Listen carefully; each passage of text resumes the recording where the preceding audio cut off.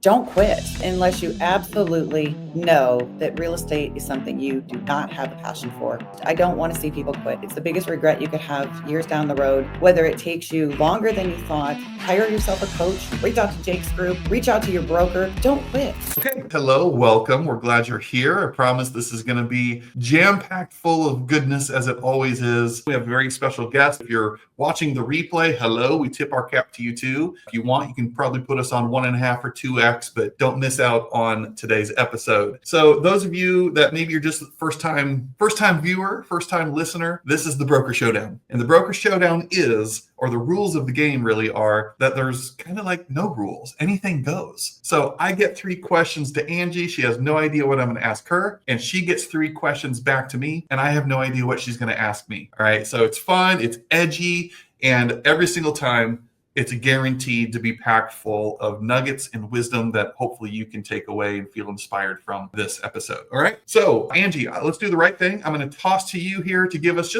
tell us who you are, where you're from, and a brief introduction, and then I'll do the same. So then we'll slide right into our very first question of the day. Awesome. Thanks, Jake, for having me. I do truly appreciate it. I am Angie Parker. I am the co-owner and broker at Local Real Estate here in Southwest Florida. Our actual office is located in Bonita Springs, Florida. We are a boutique brokerage. We have about 80 agents, and I'm excited that Jake invited me to be part of this. Heck yeah, we're excited that you're here. And you and I have known how long have we known each other?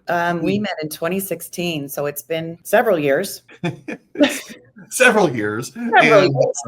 Yeah, we go way back, and I will add this, that Angie is an incredible leader. I mean, her track record speaks for itself, along with Dre. Shout out to Dre, your business partner. But I have the distinct honor and privilege of actually working and coaching Angie and Dre on a weekly basis. And I can tell you, her heart, along with Dre's, is so pure. They're just a champion of other people. They know the real estate game well. That's not even an issue. But the love and support and pride they have for loving on those agents and helping them get whatever they want is very, very admirable. And I am blessed to be just a fractional piece of that now. So thank you so much. That's really cool. Thank you. Absolutely. So I'll go real quick. My name is Jake. First time hanging out. Founder, CEO of a company called The Locker Room, real estate coaching and training company.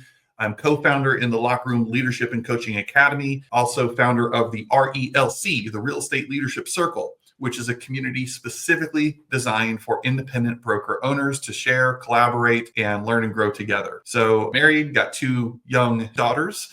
My youngest is about to turn 10 next week, so that's crazy. And if you can't tell by the name, it is inspired by me having a background in sports. So I played college and professional baseball, hence the locker room. And we use lots of sports analogies and references here in the real estate world. So excited to bring this to you. We love featuring leaders, thought leaders, industry leaders on our Broker Showdown. And as I said before, today being no exception of that. So I'm ready to dive in. Are you ready for my first question, Angie? I'm ready. I'm nervous of what you're going to ask me, but I'm ready. Yeah, you got it. Easy on me. We're just going to let it flow here. Okay, so here's my first question. And some of you can cheat because this is the one question that I consistently ask everybody, but don't tell the future guests. And that question is this. If, let's say, I was an agent in the Southwest Florida area where you serve, and let's say I'm in production, I'm considering making a change in brokerages, I'm exploring my options. Give me a sense or tell me what is your unique value proposition and why I might feel compelled to want to join you and Local Real Estate? So that's a great question. One that I obviously answer a lot, but really it's not about answering that question. It's really about me saying to the person that's sitting across from me, first off, it's all about them. And it's about what are the top 3 things that are most important to you with regard to looking at a new brokerage. What are you looking for? And especially in that broker, and tell me about what that looks like. So really that's how I start out the conversation, because it's really not about my value prop and telling them about what we do, because every brokerage has a value prop. Every broker, I know many brokers in this area, they all do a fabulous job, but it's really about that individual and where are they in their business currently and where do they aspire to be in their business. So that's really how I start out the conversation. And then it usually involves into where they are, hearing their pain points, and then taking it from there to say, okay, well, here's kind of some of the things that we do at Local Real Estate. As a boutique brokerage, we have a very collaborative environment. I offer one-on-one coaching, accountability with our agents. And then we have a lot of, training and mentoring. So me personally, I'm wearing 3 different or 4 different hats at any one given time with my role, as far as being a coach, being a mentor, doing training, and then, I am the broker. So there's several roles and several things that I can play at any given time with wearing those different hats. So that's kind of a little bit about what it looks like when we sit down to have those conversations. And again, it's not one size fits all. So it's really about what is that person looking for. I love that. Here, if you'll note that I do this, and you're welcome to do it too, but I love to hear things. I'm jotting down notes and be able to repeat back what I heard. Number one, I didn't hear anything about selling or pressure or put you in a box and treat you as if you're like everyone else. I would argue back. I loved your answer, by the way. You basically said, I don't tell people what our value proposition is. What I do is I ask them what their challenges or pains or goals are. It's not always a negative. And then we create a tailor-made custom plan or solution according to that. And I would say, Angie, actually, that is in and of itself part of your value proposition that makes you unique, is because I'm not here to verbally vomit all over you as to why we're so great. Sorry for the graphic image there. But rather it's say, hey, you know what? Before I can even answer that, you tell me what's important to you. And then I'll demonstrate or show you, how we can support that here. And I just love that consultative approach. And you and I were both in a world, with all due respect, that was not always like that. It was a numbers game. It was bring them all in and the good ones will last kind of attitude. And I know now that you have been running your own brokerage for quite some time, you don't take that approach anymore. So I love that. Identify what's important to them, what their goals are, what their pains are, and create a tailor-made solution, right? Anything else to add, since I'm just blabbing here,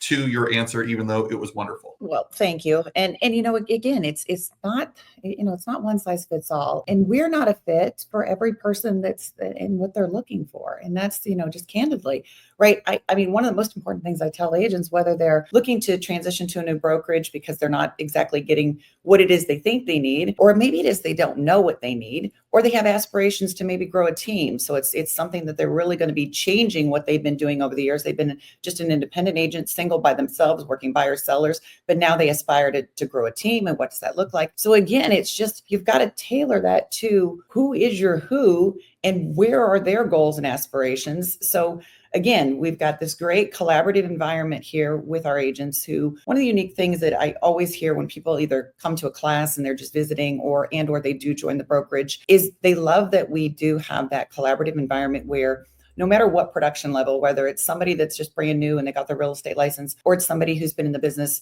20 plus years and they sell 30 million, they're willing to share their ideas. They're willing to give time to talk to somebody else about where are they in the business. And if they're inspired by where this person is, that person's willing to share with them what their journey looked like. And I think that that's really a unique thing. Well said. And hopefully you saw the shout from Georgia there. She says, love the culture Angie has created at Local Real Estate LLC. Absolutely incredible. And I think that's why you and I connected, not just back in 2016, but relatively recently reconnected, and just hit it off immediately. Like, when you found your people, your vibe attracts your tribe. And again, such a heart-driven, selfless leader who truly wants to see other people win. And I just admire that a lot about you and the way you not just speak it, but also show it through your actions. So thank you, Jake. Really great stuff. All right. I'm happy we're back connected again. I just have to say that because I was missing something in my world, and you have filled that bucket. So I am forever grateful for that. Much appreciated. We're just getting started. So Great job. Past question number 1. So over to you. First question for me. What you got? Okay, first question. What's the most common mindset block holding real estate agents back from doubling their business? And what's your go-to strategy to help them break through it? So kind of a 2-part. That's a good one. Ooh, I needed that one in advance so I can prepare my answer. You said you didn't want them. No, I don't want them. No, I want to know what each other were doing. This is the fun of it.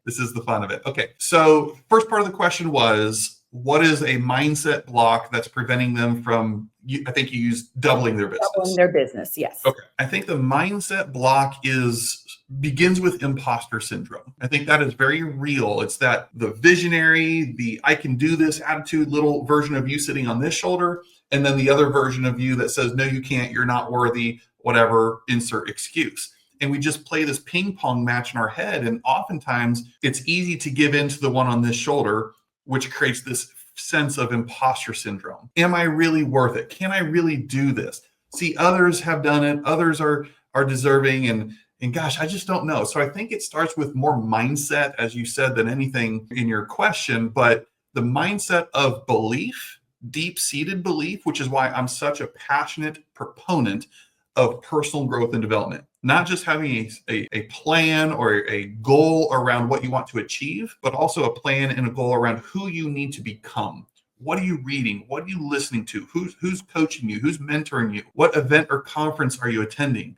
Just this constant quest, because that's going to kick this version of you to the curb and continue to feed your mind with things that replenish your soul and say, yes, you can, and yes, you must. So getting rid of the imposter syndrome, another way of saying that, and this was something I experienced in my journey, is, when I got really real with myself, like I just kept hitting my head against this artificial ceiling. And I'm like, golly, what gives? Because I think I'm smart. I know I'm crazy ambitious. I've got no shortage of ideas. I'm a hard worker. And yet I feel like I'm just limping along here. And the breakthrough I had, in fact, it was around the time you and I met, 2016, just before, what I realized is all the fears, all the baggage I brought with me wasn't getting exactly to the root of it. I uncovered, listen, if you're watching this, I uncovered my real issue, my real fear was a fear of success. As jacked up as that sounds, I was afraid of success. My goal someday was to make $250,000 a year. I wanted to earn $250,000. I don't know why that number, it just sounded sexy. And yet I just continued to bump my head along the way. But the day that I got rid of that, magically, manifestation or otherwise, things started to look a little different. And the results I started to get were a little different than ever before. And so it's just getting over yourself, kicking that imposter to the curb, and not being afraid of what success means to you and pursuing that unapologetically. Part two of your question was what activity or some strategy would you? My answer to that is find what works for you. Get really clear on what is your strength zone, the things that come very natural to you, transferable skills from other careers that you can apply to real estate. I don't know what that is for every person. For some of you, you're better belly to belly. Others, you're better one-on-one or in small groups. Some are great on social media. It doesn't matter, but find what works for you, stick to your strength zone, and then apply that consistently with time on task over time. It's not a tactic. It's not a strategy. It's you finding what works for you, not what somebody told you you should be doing, and then applying that consistently and doing it better than anybody else can do it. I love that. Wow. I Did think I mic pass? drop. You're like done. Like that's it. Boom. Got it. Well, that's very kind. Hopefully that resonates. And by the way, if anything I say or Angie says, leave us some love. Leave us a comment. What's hitting you? What did she say that really resonated with you, or anything that I said that really resonated with you? Play with us in the chat. We would love to know. Okay. So Angie, are you ready for question 2 from me? I think I'm ready. All right, let's do it. So my second question is, what has been one or two, maybe go with it wherever you want, but one or two of the hardest aspects that you've experienced of being a broker owner leader, and how have you learned to rise above and overcome those challenges? Oh, wow. I only get one or two hardest. No, I'm sorry, but As many as you like, at least one or two. I think I just take it back to when COVID hit. For a lot of people, that was, we all were kind of like, okay, well, what happens next? I hate to age myself, but I'm over 3 decades in the industry. And I think, gosh, I've seen about everything. Well, none of us had seen COVID. So that was a huge kind of roadblock of where early on, we really didn't know what was going to become. I mean, we had no idea that it was going to turn into this huge buyer frenzy and a result of incredible business for a couple of years after. But during that time, I remember I thought to myself, well, here's the deal. You've got a lot of people that are depending on you and a lot of uncertainty in the world at that point.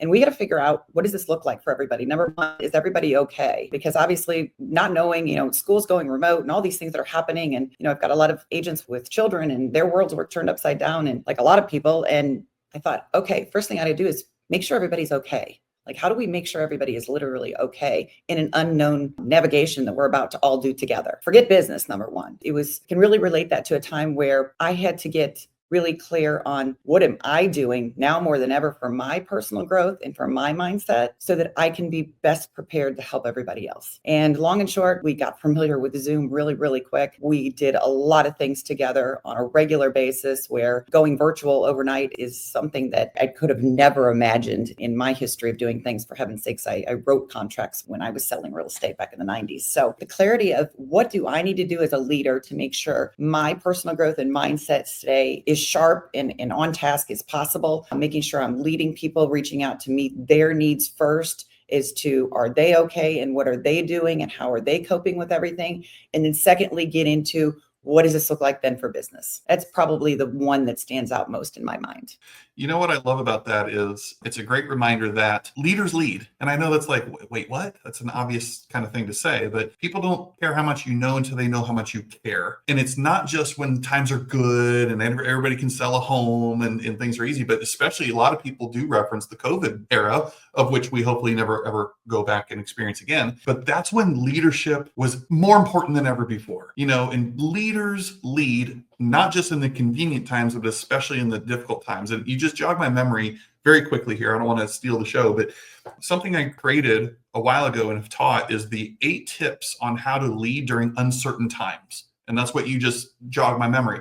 Number 1 is double down on relationships. And there's a whole point to make on each one of these, of course. So double down on relationships. 2, look for opportunities instead of resisting the good in whatever it is. Even during the darkest of times, there's still something we can extract as the good. 3, lean in versus leaning out. 4, be proactive versus reactive. 5, perfect your systems and processes during that struggle or adversity to calm the entrepreneurial anxiety, right? Number 6, be the voice, not the echo. Number 7, be resourceful. And number 8, don't play small. And so what you just said really helped trigger my memory of, gosh, maybe I need to bring that back in some way. But if I may ask a follow-up question about hard aspects, adversity, and having to overcome those challenges, you gave a great example. On the flip side, has there been any moments of growth during your journey of being an entrepreneur, business owner, to where maybe like you surprised yourself? It's not a negative, but you're like, damn, I'm good. I kind of even surprised myself here. Has anything come to mind for you on that?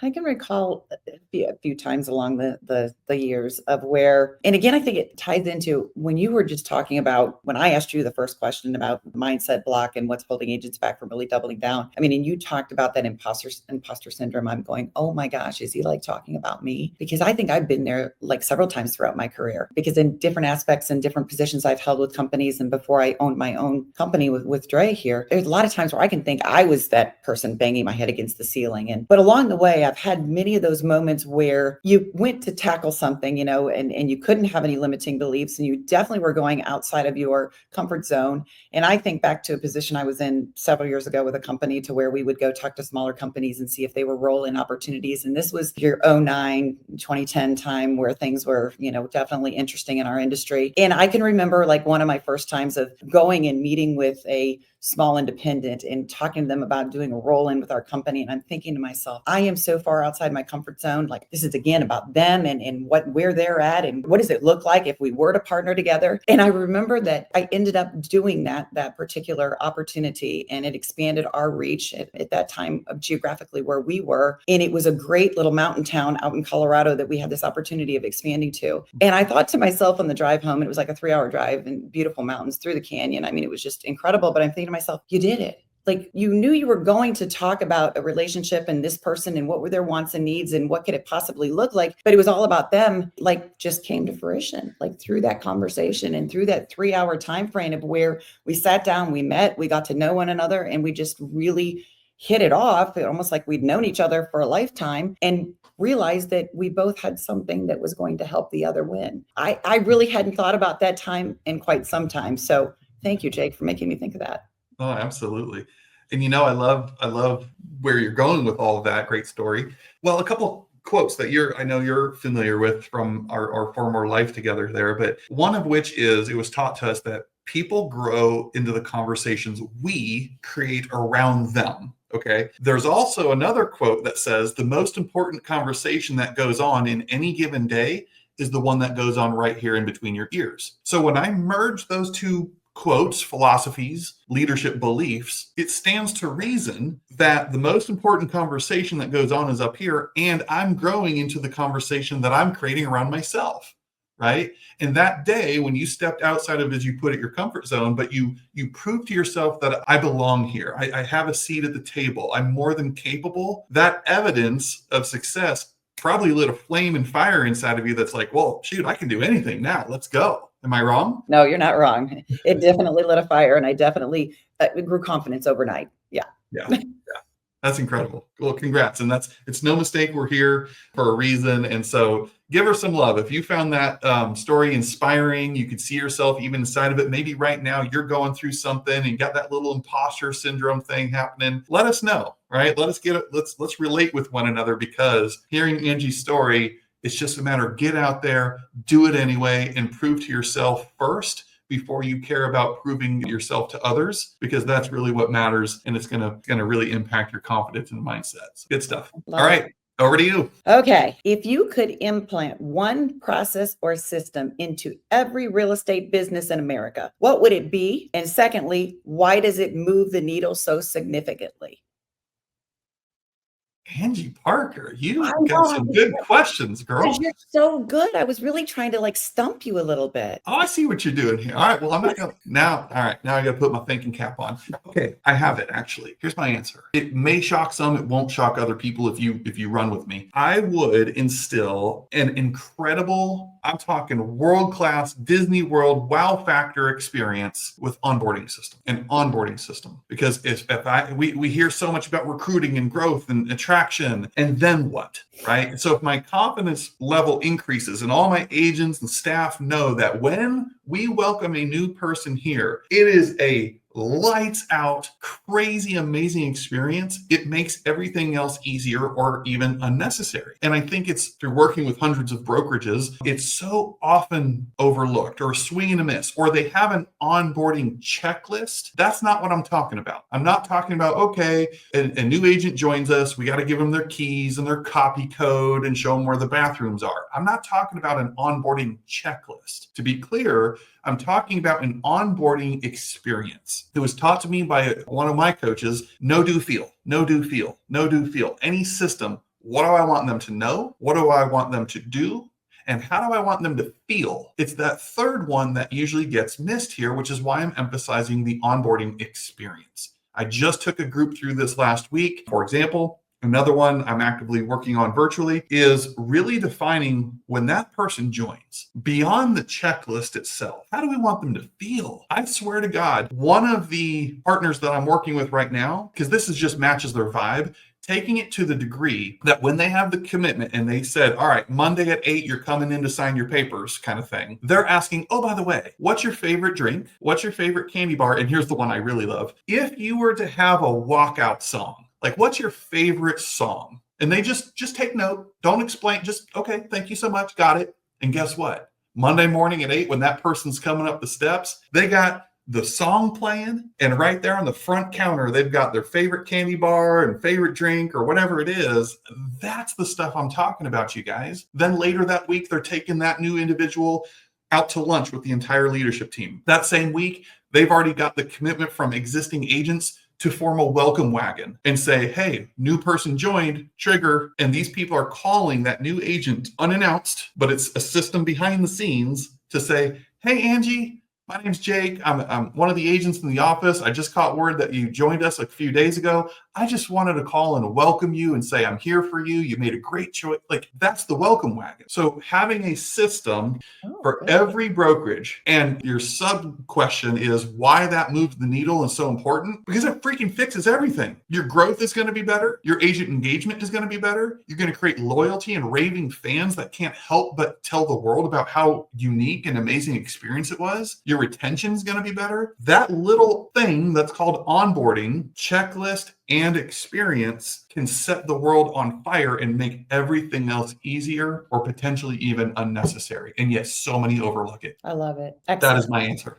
That's awesome. That's fabulous. Love it. I'm passionate about it because dang it, man. Like, stop hurting sheep, teach their own. But to me, it's not a numbers game. People are not numbers. Numbers do represent the health and well-being of our people. So are your people winning? Or do you just have a roster of bodies who are paying you a monthly fee or whatever to be a part of what? I'd rather have a tight-knit group of X number of agents than a roster full of people that are just there for whatever reason, and you can't give them that +1 wow factor experience along the way. I love it. Just a belief. Awesome. I don't have to Awesome. be right, and I'm sure there's plenty of people that'll hop on here and argue with me. So bring it on. Let's go. I'll happily debate it.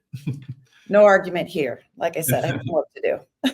Right. That's right. All right. Very good. So I guess it's my turn now for the third and final question. Back to you. All right, let's do it. Almost a similar question of one that you gave me. Let's say I'm an agent. I'm on the struggle bus a little bit. The times are tough. The macro and microeconomics are a little funky. It's, things are hard out there for a lot of folks. So if I was an agent who was struggling, what advice would you give me? How can I break through my own ceiling and get through these kind of challenging times? It's a great question. And it's actually something that, especially here in Southwest Florida, we've been in that time frame now with things happen here in Southwest Florida or in Florida faster than they do around the rest of the country. So where other people were still in multiple offer situations or a very strong seller market, things have shifted down here. So I've had to have a lot of these conversations along the way quite often, not just with our agents, just a lot of colleagues in the area. First thing is going back to what is your plan? What is your goal, right? I mean, making sure that you have clarity around really what is my goal and is it realistic based on where my goal is, not what I was doing, during the buyer frenzy or wherever I was, or just thought, okay, I'm going to double my business again in 2025. It's really getting clear about where is that written plan? Let's go revisit it. And does that plan match our activities? For me, I always call it, let's peel back the onion. Let's start it where we want to be, where we are. Let's get clear about what are the things and activities we're doing or not doing. And then going back and looking at our calendar, like what does the calendar look like? Is it matching the activities and what we need to do? And I love your analogy of the KISS exercise, right? What do we keep? What do we implement? What do we start doing? What do we stop doing? Those two things. And using that and going through, because, a lot of times it's not that people don't know what they need to do. Twofold. I think that's what's happened. Number one, we do listen to the noise. Our mindset has gotten off track. We're not doing all those great things that we were doing once to really take care and protect that mindset. We weren't doing maybe as much personal growth or not doing as much personal growth as we once were. Maybe we're reading some different things that once before we were reading some other things that were much better, or listening to podcasts. So just really sitting down, getting back to that basic of written plan versus calendar versus money-making activities, and figure out what do we need to do to get back to doing what we know we can do and achieve. That's so good. I would summarize all that with one word, and that's alignment. And by the way, those of you that know Angie, or if you don't, you're just now getting to know her. Do you think that there's any space for BS in this conversation? No, because over and over again through her answers, she's not going to put up with the excuses, but she's also going to help you, right? You're driving towards clarity. You're aligning purposes. You're setting up the dominoes in a sequence that works, whether it be getting back to the foundational elements when there's all this whirlwind and noise out there. You have that ability to cut through it by saying, what do you want? Why is that important to you? And how do you intend on getting it? Like, all the other stuff doesn't matter. And it seems to me you're very, very good and experienced at helping people discover that within themselves while they're making excuses or getting caught up in everything else. Thank you. I'd like to think so. It's not always an easy conversation, but it is one of those to the clarity and just getting real about what it is that we want to do. Because sometimes I know that you are great at doing that with me, and I so appreciate that. And as I said, I was missing something in my world not too long ago, and you reminded me very quickly of how important that is for myself, right? That I always need that person doing it for myself, so that makes me that much better for the others, right? 100%. That's the ultimate form of law of reciprocity. Yeah. Or raising our leadership lid, as John Maxwell would say, is I got to look in the mirror. I got to have some hard conversations with myself, not just other people. Who am I being? If I'm only operating at a level 7 out of 10, then I'm only able to attract and serve 6s at best. So it's just this constant growth quest and law of reciprocity that when I help others, in turn, it helps me. And that's the truest form or definition of success through others. And I know you stand firmly by that. Yes. Yeah. We all win together. Amen. Amen. All right, bring us home. Are you ready? I am ready. You've worked with so many agents and leaders. What do the ones who really grow and succeed do differently than the ones who stay stuck? Yeah. Okay. I like it. I like where you're going with this. It's not any one thing, but I'll give a couple or maybe two or three. Number one is consistency. I mean, it's not sexy. We say this a lot, right? That whoever's watching this, your definition of success is different than mine. So number one, get clear on what does success mean to you, and based on that answer, figuring out the things that you need to do, like we were just talking about, to achieve that. And nothing else matters. The problem most agents have is they're not consistent. They're not disciplined. It depends on how they feel when they wake up this morning. So they're driving their business based on feeling and emotion. How's that working for you? I don't feel like going to work today. Okay. No boss is going to come rescue you and say you have to. You're an independent contractor. But those who understand know, I'm a product of my decisions. I am a product of what my calendar places as the priority. If it's a priority to take a nap every day at noon, all right, good for you. But don't come complaining to me if you took a 2-hour nap while I'm out here hustling and got the listing that you were going after. Sorry, And so consistency, as so many people say, is still undefeated. I earned the nickname Tot Tot back in 2016, 2017 from one of my coaching clients, Brian, you know who you are. He called me Tot Tot, Coach Tot Tot, because Tot Tot stood for time on task over time. Apparently I said it like a lot to earn that nickname, time on task over time. And so many agents are Pop-Tart agents. Well, I tried that didn't work. I tried that didn't work. No, either you didn't work and you're blaming something else, or you didn't stick with it long enough to get anywhere near mastery and repetition, so it becomes involuntary and second nature for you. So my first is consistency. The great ones, or however you phrase it, not great, but the higher producers compared to the ones that may not cut it, consistency. Number two, and this will be my only other answer because I could go on for days, is I often reference their ability and acceptance to study the game film, to use a sports reference. You've heard me talk about this before. Here's my example of this is the first time you hearing it. If you're watching a football game, and this applies to anything, guys, if you're not into sports, that's okay. It can apply to playing the guitar, piano, anything. The greats of anything have this uncanny ability and willingness to study and watch their game film. So take a football quarterback, turnover on downs, right? The other team gets the ball. So the current quarterback runs off the field, sits down on the sideline bench, and what does the camera show him doing? Somebody hands him, or whatever, a tablet, and he is doing this with his finger. What is he looking at on that tablet? He's looking at the plays that they just ran, frame by frame by frame. What is he looking for? Where the guy missed the block, why he overthrew the ball to his wide receiver and didn't catch it. He's studying the game film so that next time they go out on the field, they can just be that much better.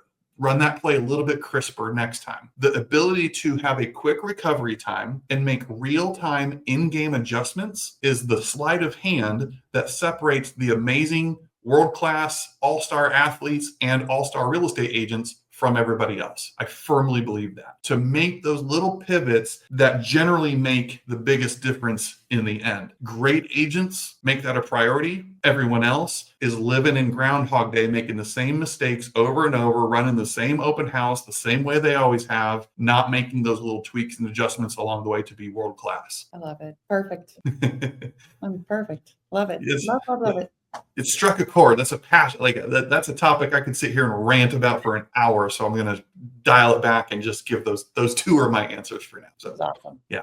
Okay. So guys, if you found value in this, make sure again, you leave Angie. It doesn't matter about me. Angie's the star of today's show, but let us know what you got from this. Give her some love to let her know that this was beneficial to you. And in closing here, one more question. Just take it wherever you want. If there was one just overall success tip, hack that you could give somebody right now, what would it be beyond anything else maybe you've already said? Anything else come to mind? Just a success tip. Don't quit. Don't quit. Don't quit unless you absolutely know that real estate is something you do not have a passion for and that you do not want to do. I don't want to see people quit. It's the biggest regret you could have years down the road. Give yourself every opportunity, whether it takes you longer than you thought whether you're still not where you want to be, like hire yourself a coach, reach out to Jake's group, reach out to your broker, tell them, hey, I'm not happy where things are going. What do I need to do differently? Like talk to your other fellow agents. If you're close to me, talk to me. Or if you just want to have a conversation, I don't care if I'm halfway across the country, call me. Don't quit. Don't give up. This is an incredible profession. In 3 decades of doing it, I still have passion for it every day. Still love what I do. Even in this crazy world of real estate and all the things that have happened, it's the best career I could ever imagine. Some very wise words, time tested. Because you have experienced ups and downs and market shifts, being in the business for the extent you have. So very, very good words of wisdom. In fact, what you said, it's funny because every day I have a habit, maybe a lot of you do this too, where I click on my Facebook memories. I just like see, what did I post? What did I do 8 years ago? And one of them on this day that I posted was it was a quote, and I might butcher it slightly, but something to the effect of, don't quit, because if you quit, you're still stuck with yourself. I love that. Like, fantastic. Mic drop. What are you going to do? You're just going to job hop from one thing to the next, blaming the situation, blaming the circumstance, blaming your boss, and just live life going through the motions like that? Or you're going to dig in and say, no, not this time. Every other time, maybe, but not this. The opportunity's too good. I just need to dust myself off, get up again, and do it all over tomorrow. So I love that. Don't quit. And even if you do quit, always realize you're still stuck with yourself. That's awesome. Yeah. So tell us real quick, Angie, if somebody did halfway across the country, or especially right there in Southwest Florida, maybe they want to link up with you. Maybe there is an agent who wants to explore local real estate, or another leader who just wants to, collaborate with you. What is the best way somebody can reach out to you if they wanted to connect? Cell phone, always the best. Send me a text, send me, whatever.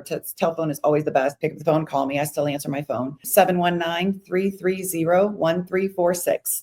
Don't hesitate. I love to talk to anybody, anytime, about anything. Yeah, that's right. And I can vouch for that. She is very, very collaborative and very abundant minded. So take her up on that. If there's anything she can do, if there's anything I can do, reach out to me, and I can connect you guys if necessary as well. But Angie, I am so grateful for this. I know you and I have got some coaching to do coming up here. So thank you for the time, for sharing with us some of your insights and wisdom today. And I look forward to watching the replay of this myself, because there's a lot to unpack there. Thank you, Jake. I can't thank you enough. I enjoyed it. Absolutely. We'll do it again sometime. Fair?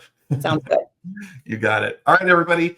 Over and out. Round 7 complete of the Broker Showdown. Leave us some love. Leave us some comments. What spoke to you today? And we'll talk to you all soon and see you on the next one. Thanks. Hi, everyone.